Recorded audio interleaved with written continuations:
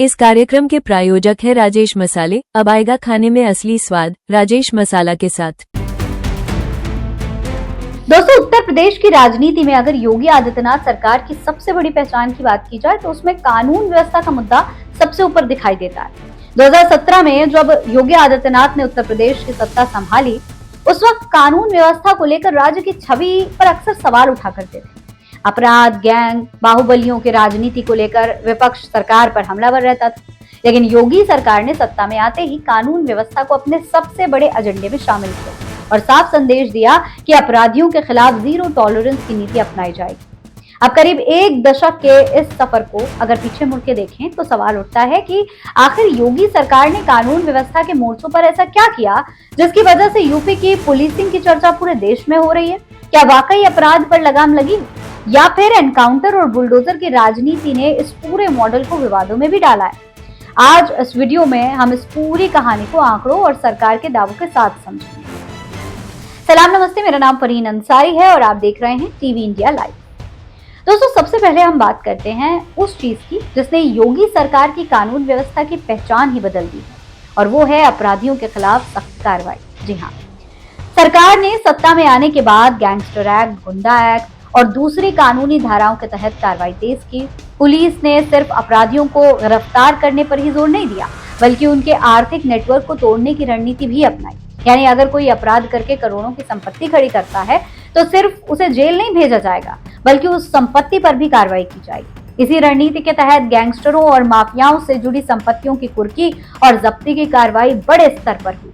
सरकार लगातार दावा करती रही कि हजारों करोड़ रुपए की अवैध या अपराध से जुड़ी संपत्तियों पर कार्रवाई की गई। सरकार की कार्रवाई का बुलडोजर एक तरीके से प्रतीक बन गया, यानी सिंबल बन गया। सरकार के समर्थकों ने इसे अपराधियों और माफियाओं के खिलाफ सख्त संदेश बताया, जबकि विपक्ष ने आरोप लगाया कि सरकार बुलडोजर कार्रवाई का इस्तेमाल राजनीति बदलने के लिए कर रही है। बाद में अदालतों ने भी ये साफ किया कि किसी आरोपी की संपत्ति सिर्फ उसके आरोपी होने के आधार पर बिना कानूनी प्रक्रिया के नहीं गिराई जा सकती। इसीलिए बुलडोजर मॉडल की चर्चा करते समय ये समझना जरूरी है कि सरकार की सख्ती के साथ साथ कानूनी प्रक्रिया और नागरिक अधिकारों पर सवाल जुड़े हुए हैं।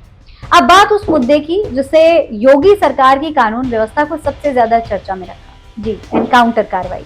योगी सरकार के कार्यकाल में उत्तर प्रदेश पुलिस ने बड़ी संख्या में एनकाउंटर किए। सरकार का कहना रहा है कि पुलिस ने अपराधियों के खिलाफ अभियान चलाया और कई कुख्यात अपराधियों को गिरफ्तार किया गया, जबकि मुठभेड़ में बड़ी संख्या में अपराधी घायल हुए और कई मारे भी गए। सरकार का तर्क था कि अपराधियों में पुलिस और कानून का डर पैदा करना जरूरी है, लेकिन दूसरी तरफ विपक्ष और मानवाधिकार संगठनों ने कुछ एनकाउंटर्स की निष्पक्ष जांच की मांग भी की और फर्जी एनकाउंटर के आरोप भी लगाए। यानी एनकाउंटर यूपी की कानून व्यवस्था की कहानी का सबसे चर्चित और सबसे विवादित हिस्सा दोनों माना जा सकता है। लेकिन अगर दोस्तों हम कानून व्यवस्था को सिर्फ एनकाउंटर और बुलडोजर तक सीमित रखें तो तस्वीर अधूरी रह जाएगी, क्योंकि योगी सरकार के दौरान पुलिस के ढांचे में भी कई बड़े बदलाव किए गए। इसमें सबसे महत्वपूर्ण था कमिश्नरेट सिस्टम का विस्तार। जी हाँ, लखनऊ, नोएडा से शुरू हुई कमिश्नरेट व्यवस्था को बाद में कानपुर, वाराणसी, आगरा, प्रयागराज, गाजियाबाद और दूसरे बड़े शहरों तक विस्तार दिया गया। इसका उद्देश्य बड़े शहरों में पुलिस को ज्यादा अधिकार देकर कानून व्यवस्था से जुड़े मामलों में तेजी से फैसला लेने की क्षमता बढ़ाना था। सरकार का मानना रहा है कि महानगरों में बढ़ती आबादी और अपराध की बदलती प्रकृति को देखते हुए पारंपरिक पुलिस व्यवस्था के मुकाबले कमिश्नरेट सिस्टम ज्यादा प्रभावी हो सकता है। सिर्फ इतना ही नहीं दोस्तों, इसके साथ ही पुलिस रिस्पांस सिस्टम को भी मजबूत करने की कोशिश की गई। जी हाँ, डायल 112 जैसी व्यवस्था को विस्तार दिया गया ताकि किसी आपात स्थिति में नागरिकों को पुलिस तक पहुंचने के लिए थाने जाने का इंतजार न करना पड़े। फोन पर सूचना मिलते ही पुलिस रिस्पांस भेजने की व्यवस्था को तकनीक से जोड़ा गया। बड़े शहरों में सीसीटीवी कैमरे और integrated command and control centre के जरिए निगरानी बढ़ाई गई। यानी पुलिसिंग का मॉडल सिर्फ अपराध होने के बाद कार्रवाई करने तक सीमित नहीं रहा, बल्कि तकनीक की मदद से अपराध को रोक और तुरंत प्रतिक्रिया देने की कोशिश भी की गई। अब बात करते हैं महिलाओं की सुरक्षा की, क्योंकि कानून व्यवस्था का सबसे बड़ा पैमाना यही है कि राज्य की महिलाएं कितनी सुरक्षित। योगी सरकार ने महिला सुरक्षा के लिए दोस्तों मिशन शक्ति अभियान शुरू किया। महिला हेल्प डेस्क, महिला पुलिस कर्मियों की तैनाती, जागरूकता अभियान और महिलाओं की शिकायतों पर तेजी से कार्रवाई जैसे कदमों को इसके तहत बढ़ाया गया। स्कूल और कॉलेजेस के आसपास सुरक्षा व्यवस्था पर भी जोर दिया गया। एंटी रोमियो स्क्वाड भी इसी दौरान सरकार के प्रमुख पहलों में से एक था। सरकार ने इसे महिलाओं और लड़कियों को सार्वजनिक स्थानों पर सुरक्षित महसूस कराने की कोशिश की। हालांकि यहाँ भी एक जरूरी बात है, सरकार के दावे अपनी जगह, लेकिन एनसीआरबी के आंकड़ों में उत्तर प्रदेश में महिलाओं के खिलाफ अपराध के मामले अभी भी बड़ी संख्या में दर्ज हो रहे हैं। इसीलिए ये कहना कि महिला अपराध पूरी तरीके से खत्म हो गया बिल्कुल सही नहीं होगा, बल्कि असली सवाल यह है कि अपराध होने के बाद पुलिस कितनी तेजी से कार्रवाई करती है, पीड़ित महिलाओं को न्याय कितना जल्दी मिलता है और क्या महिलाएं बिना डर के एफआईआर दर्ज करा सकती हैं, क्योंकि कानून व्यवस्था का मतलब सिर्फ अपराधी को पकड़ना नहीं होता, बल्कि पीड़ित को न्याय दिलाना भी होता है।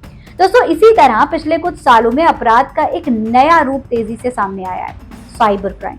ऑनलाइन ठगी, OTP fraud, banking fraud, social media अपराध और डिजिटल ब्लैकमेलिंग जैसे मामलों में पुलिस ने कई कार्रवाइयां की। योगी सरकार के दौरान साइबर क्राइम से निपटने के लिए साइबर पुलिस स्टेशन और साइबर सेल को मजबूत करने पर जोर दिया गया।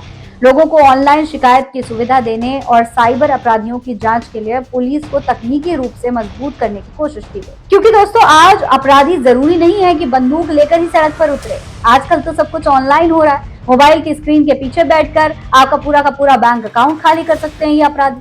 तो अगर पिछले करीब एक दशक की योगी सरकार को देखें तो कानून व्यवस्था के मॉडल में 3 चीजें आपको दोस्तों साफ नजर आएंगी। पहली तो अपराधियों के खिलाफ आक्रामक कार्रवाई हुई। दूसरी, पुलिस व्यवस्था का आधुनिकीकरण किया गया और कमिश्नरेट सिस्टम बनाया गया। और तीसरी, तकनीक और निगरानी के जरिए पुलिस को मजबूत करने की कोशिश की गई। लेकिन इस पूरी कहानी का दूसरा पक्ष भी है दोस्तों। सरकार की सख्त कार्रवाई की वजह से उसे राजनीतिक फायदा जरूर मिला, लेकिन कई बार यही सख्ती विवादों में भी बदली। एनकाउंटर पर सवाल उठे, बुलडोजर कार्रवाई पर अदालतों और विपक्ष की तरफ से सवाल उठाए और पुलिस की जवाबदेही को लेकर भी बहस हुई। इसीलिए कानून व्यवस्था का असली मॉडल वही माना जाएगा जिसमें अपराधी के खिलाफ सख्ती भी हो और निर्दोष नागरिकों के अधिकारों की सुरक्षा भी।